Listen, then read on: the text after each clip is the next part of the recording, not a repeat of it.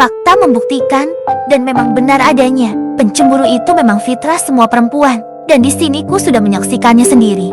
Jadi, berawal ketika beberapa waktu yang lalu, Simput mulai masuk dalam kehidupan antara aku dan si Pinky ini. Sejak saat itu, situasinya mulai terlihat tegang.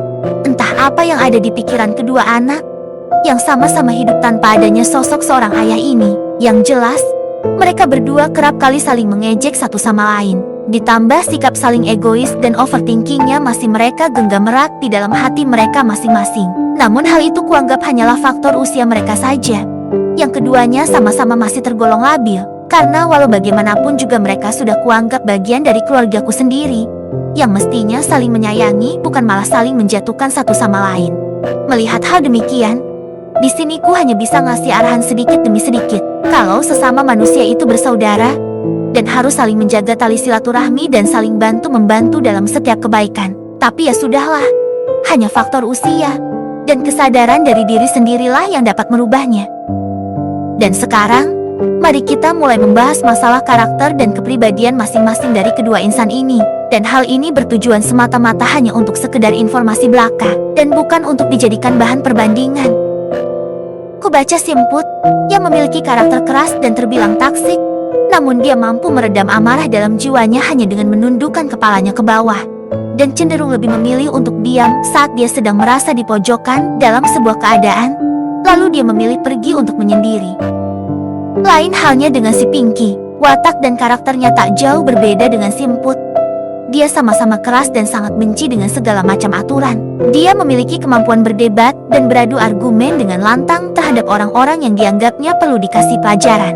Tapi sayangnya, terkadang tanpa ia sadari, dia sering kebablasan dan tidak bisa mengontrol tingkat emosionalnya, sehingga dampaknya hanya akan merugikan dirinya sendiri.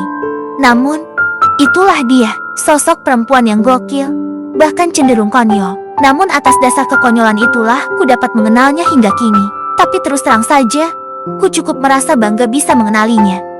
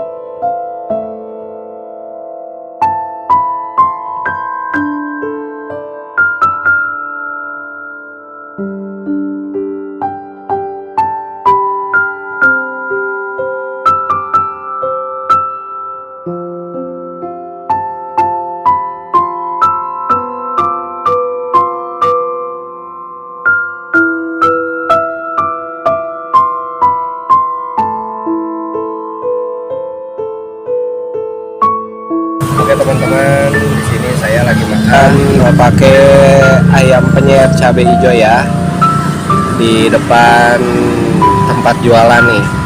Oke, dan di sini saya ada yang menemani. Siapa dia? Cara. Kita bikin romantis, bikin paling romantis. Halo Pinky. Hai.